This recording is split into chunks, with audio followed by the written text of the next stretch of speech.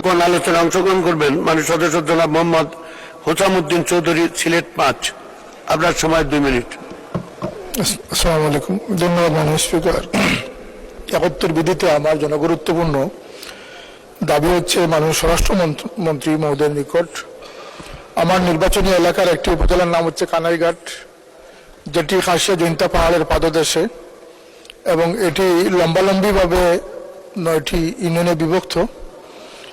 আমার উপজেলা সদর থেকে প্রায় 26 কিলোমিটার দূরবর্তী 3টা ইউনিয়ন, যেখানে কোনো ক্রাইম, কোনো দুর্ঘটনা হলে থানা সদর থেকে পুলিশ যেতে যেতে বিষয়টি প্রায় শেষ পর্যায়ে চলে যায় বা এটাতে হস্তক্ষেপ করার কোনো সুযোগ থাকে না।